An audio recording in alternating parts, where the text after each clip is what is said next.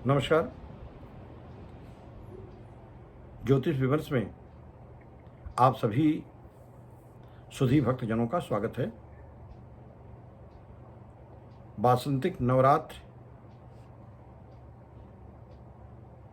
के इन दिनों में सब तरफ माँ भगवती, माँ दुर्गा देवी के विविध रूपों की पूजा हो रही है। माँ शैलपुत्री से लेकर के सिद्धिदात्री तक की पूजा और उसके बाद हवन, और इन्हीं दिनों लोग अपनी तांत्रिक क्रियाओं की पूजा भी करते हैं।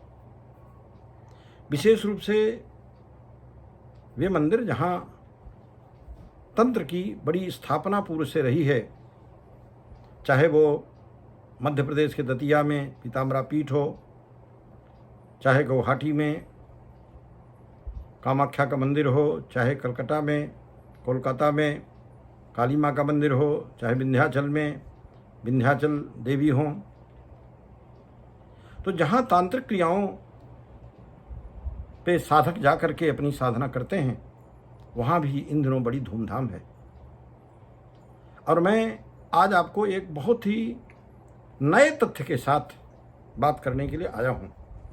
सबसे पहले मैं आपसे चर्चा करूँगा कि ये नवरात्र दो मुख्य रूप से हमारी उपासना पद्धति में, माँ दुर्गा भगवती की पूजा पद्धति में दो नवरात्रों की विशेष रूप से चर्चा रहती है।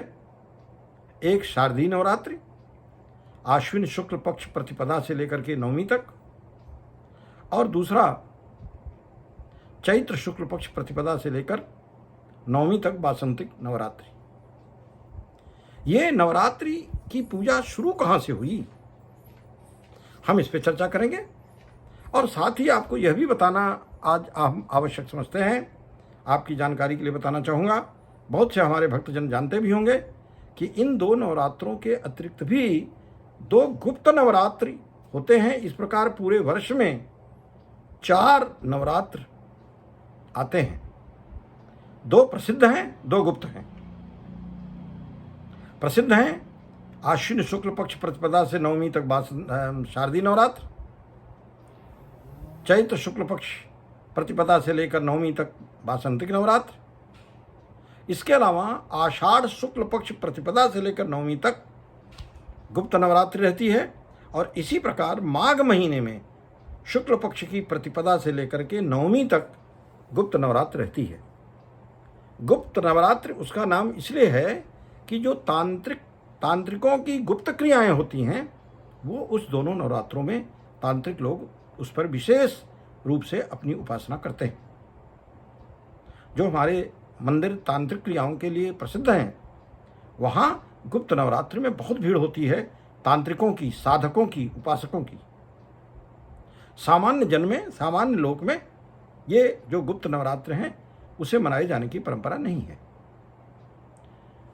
सामान्य लोक व्यवस्था में 2 नवरात्र मशहूर हैं, वासंतिक नवरात्र चैत्र शुक्ल पक्ष में, और आश्विन कृष्ण पक्ष यानी आश्विन शुक्ल पक्ष यानी क्वार शुक्ल पक्ष प्रतिपदा से लेकर के नवमी तक शारदीय नवरात्र। ये जो नवरात्र 2 हैं, इसमें एक बड़ी प्रचलित कहानी आती है कि ये नवरात्र कब से शुरू हुए, किसने प्रथम बार नवरात्र की पूजा की।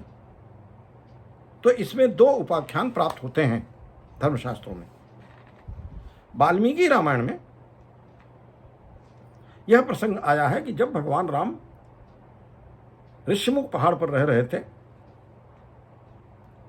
तो ऋषिमुख पहाड़ पर, किष्किंधा में ऋषिमुख पहाड़ पर जब भगवान राम रह रहे थे, और उन्हें जब ये पता चल गया कि माँ सीता का हरण राक्षस है रावण उसने किया है, तो भगवान राम ने लंका के लिए प्रस्थान करने से पूर्व चैत्र महीने में ही प्रतिपदा से लेकर नवमी तक चंडी की उपासना की थी, वह भी बिना अन्न जल के। इसीलिए 9 दिन विशेष रूप से लोगों को व्रत रहकर, और बहुत सारे लोग केवल जल पी करके यह उपासना करते हैं।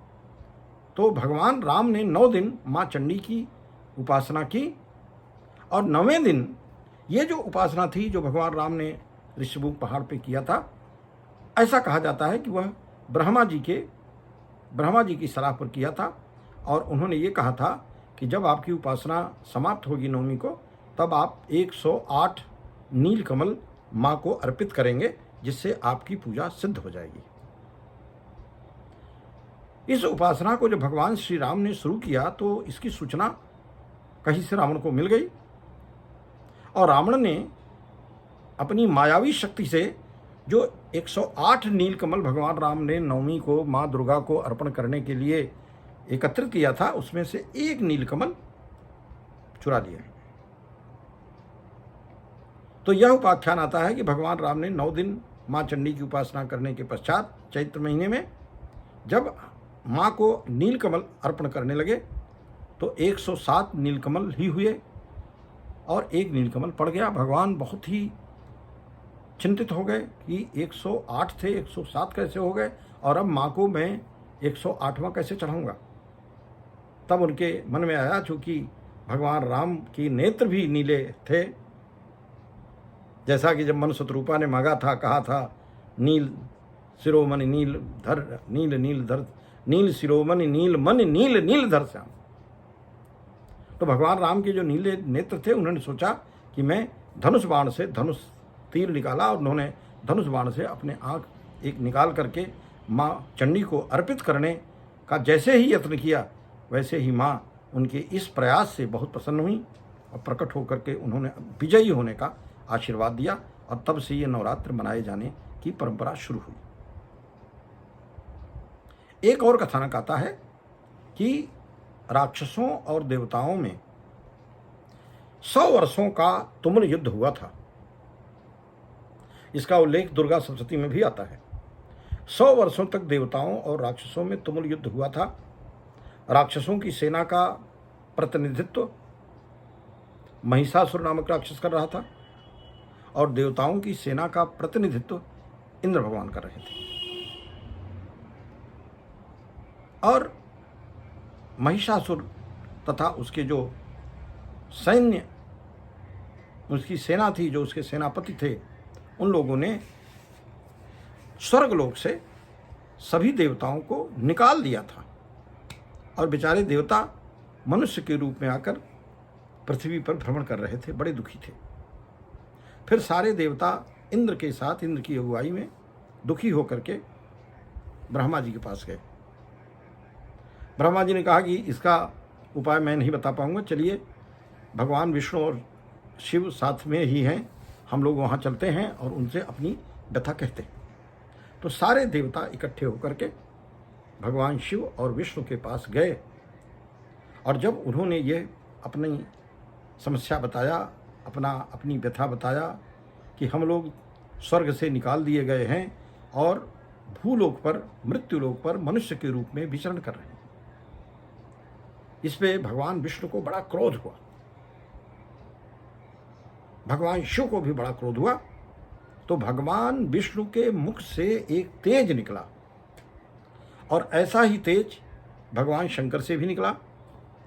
वहाँ जितने अन्यान्य देवतागण थे, ब्रह्मा जी, इंद्र भगवान, वरुण, अग्नि, जितने भी देवता थे, उन सबके शरीर से एक एक तेज निकला, और वो पूरा तेज एक रूप में समाहित होकर के एक स्त्री के रूप में, माँ भगवती के रूप में सामने प्रकट हो गया।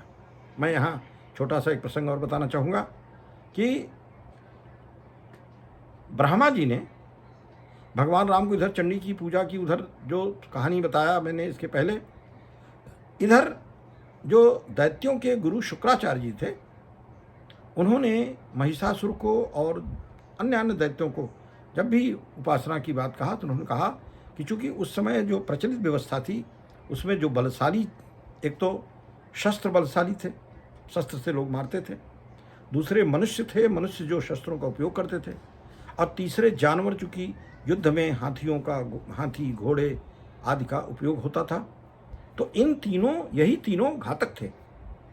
इसलिए राक्षसों ने ब्रह्मा जी से वरदान मांगा था कि हमें कोई पुरुष न मार सके, हमें कोई जानवर न मार सके, हमें कोई शस्त्र न मार सके। नारी को तो वे अबला समझते थे, तो इसलिए उन्होंने नारी के बारे में वरदान नहीं लिया। अतः जो ये भगवान विष्णु से शिव से, ब्रह्मा जी से और अन्य देवताओं से जो तेज निकला वह एक नारी के रूप में परिणित होकर माँ दुर्गा के रूप में, माँ चंडी के रूप में हो गया। और इन देवताओं ने अपने अपने जैसे जो देवता था उस हिसाब से उन्हें शस्त्र भी प्रदान किए। ऐसा बताया जाता है कि माँ भगवती, माँ दुर्गा देवी का इतना विकराल रूप हो गया कि धरती कांपने लगी। और इसके बाद महिषासुर और माँ दुर्गा के बीच में, माँ देवी चंडी के बीच में 9 दिन तक युद्ध हुआ। जो महिषासुर था उसके जो सेनापति थे वो बड़े ही प्रचंड थे। चामर, उदग्र, असिलोमा को बताते हैं कि उसके जो रोए थे वे तलवार के समान थे। एक एक रोमा एक एक तलवार का काम करता था। वाशकल, परिवारित और बिड़ाल, ये सब एक से एक बड़े सेनापति थे। इन सब के साथ महिषासुर ने माँ दुर्गा से, माँ भगवती से, माँ चंडी के रूप में जो दुर्गा प्रकट हुई उनसे युद्ध करना शुरू किया।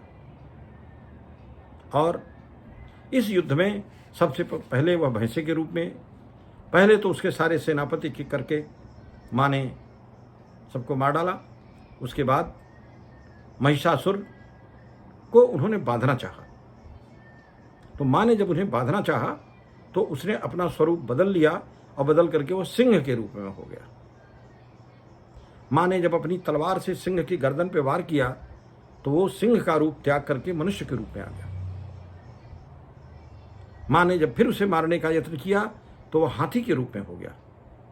और फिर अंत में महिष के रूप में अर्थात भैंसे के रूप में फिर से आ गया। और माँ ने अपने पैरों से जब उसको दबा लिया तो उसके मुख से एक अन्य जीव निकलने लगा। माँ ने उसको भी वहीं रोक दिया और महिषासुर का वध किया। ये जो देवी देवताओं और राक्षसों के बीच होने वाला युद्ध था, जो तुमुल युद्ध सैकड़ों वर्षों से चल रहा था, 100 वर्षों से, 9 दिन तक माँ भगवती ने, माँ दुर्गा ने उससे युद्ध किया। और 9वें दिन, 9वीं के दिन रात्रि में महिषासुर का वध किया।